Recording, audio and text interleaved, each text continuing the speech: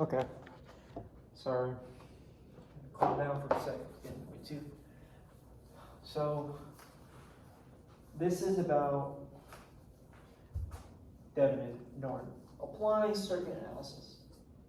So for me, I want to kind of guide you through how I got it within some practice, which I'm a project I'm working on for a satellite electronic power system. So Thevenin voltage to find, Thevenin theorem is when typically you want to, if you need to find voltage, resistance, whatever, typically voltage, you identify your sources, you short them or open them,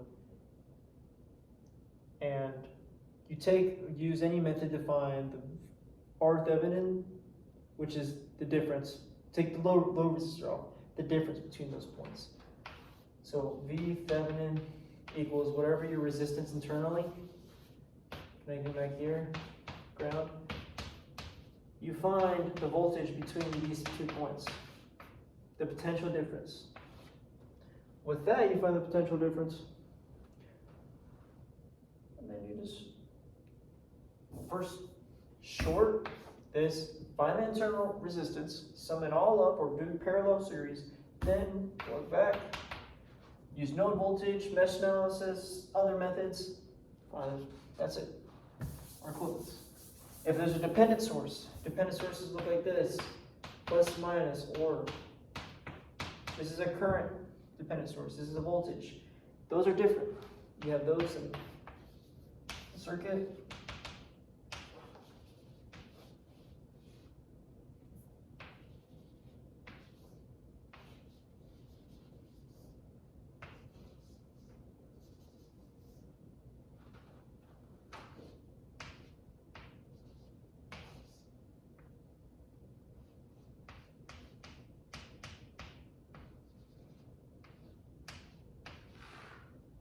You have those in a circuit, it's 5 volts, whatever. Then you're going to have to supply there's probably a load resistor here. Whatever the load resistor is your connected load. You would need to apply first, short this or open your current source. Apply a test voltage. R Thevenin equals V Thevenin divided by I, whatever your Thevenin is, whatever. Which right now my test voltage typically you will want to do 1 volt, so there's 1 divided by your current found. 1 divided by your current found is finding the R Thevenin. Then you short circuit. Short it. That means other stuff. What else? Short circuit, you typically just short circuit the whole circuit. I'm going to find current short circuit. You keep the voltage source and you just connect a straight wire from A to B. That's it. So you might say, what is all this? In practice, it's typically used to simplify general circuits. As you saw that complex circuit, you're just like, come on, dude. Then you do that method to generalize it, to find this. All your resistance, total resistance,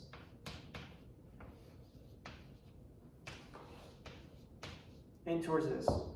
Where now you have a just simplified circuits, R load, and your V thing.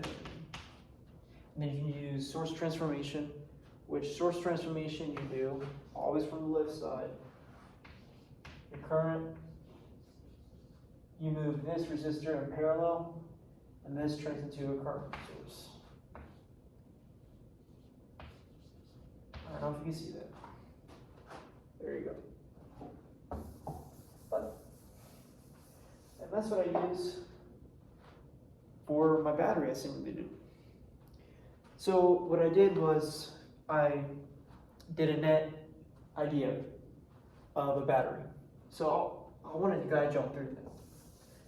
So I have a resistor here. Implied on all my circuit based on my voltage. In my circuit, I have so much complex components inside, and again, implies what is a resistance? What is a total resistance? What is R equivalence? What is R Thevenin? Because I need to find whatever the exactly output voltage is. Then use Norton's, which is just source information, to then find the current. Or I can just use basic algebra to find the current based on the load. And it will find the voltage drop from this then. But with that, I just summed up general. So let's say 10 ohms, okay? But not sum up, okay. Let me step back for a sec, because I want to spit everything out, but I need to sit back. So I first tested with like 100 kiloohms. Yes, that's a lot of resistance. But at the end of the day, that's not going to work out. I went to chat and YouTube, and I talked to my electrical lead, saying we need to use CFD files we need to test battery. I said, you know what? I got you.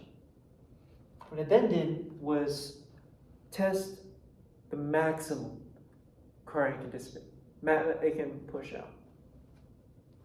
With the max current it can push out, again using V equals IR, and we use algebra equals I. If we decrease, let's say we have 8 volts. We have 10 kiloohms. 8 divided by 10,000. That is a small number. Why don't we do 8 divided by 10? Ooh, sorry. 8 divided by 10. With that, you're pushing 0.8 amps, which is 800 milliamps. It's way bigger, right? Yeah. What about 8.8, not 800? What about 1 ohm? And at that point, with 1 ohm, you're coming close to a short circuit, which short circuit means the maximum current that's flowing through that. It's an ideal wire, typically with no resistance, but you have some resistance to imply a real world scenario. You have 8 amps. So in theory and practice, in a uniform with some aspect, you have about maximum discharge about 8 amps. That's all this is, what I did for my circuit. So internally I assume that this can be treated ideal wire, and what happens if the battery is shorted? What is a maximum current? And I feel like we need to do that. That's what I told him, and he applauded and demonstrated we need to actually find the short circuit. And I apply that to my circuit. What is a max short cutoff? And that's when I said, you know what? I forgot a fucking fuse. As y'all know what a fuse is, it shuts off and restricts maximum current flowing through. It's kind of like a switch.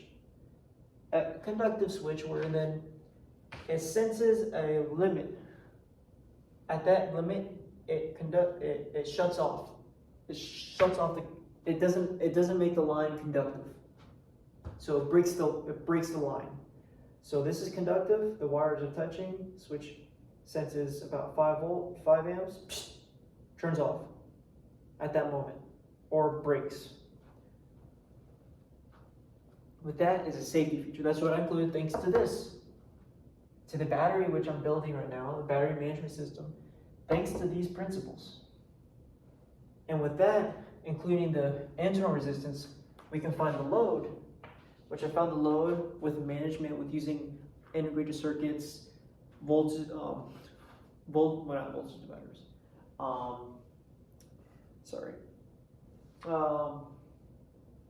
Step down regulators, and all those other like 3.3 volt regulators, or buck converters, which are 3.3 volt regulators. That's the buck. But with that, helped me and towards getting better. But that's applied Thevenin, typically used for batteries, power. But applying this, first, the biggest takeaway. I'm so tired. Thevenin voltage. it's a good practice to simplify your circuit, to then find what your output power, output voltage, and you can find your power maximum. Your power, to be based on the Thevenin, your maximum power transfer, which is just your power being supplied out. And typically it depends. It's typically the equation of, I think it's V Thevenin squared divided by 4 R Thevenin resistance. I think it's that one. I need to recall that. But with that, you can find your max power transfer based on that. You can find your power. For me, I found Thevenin 64 divided by resistor, and that'll be about like 30 watts maximum. But again, it's subjective. If there's so many other factors towards it, which the other factors are, how does this deal with then frequency? How does frequency affect this?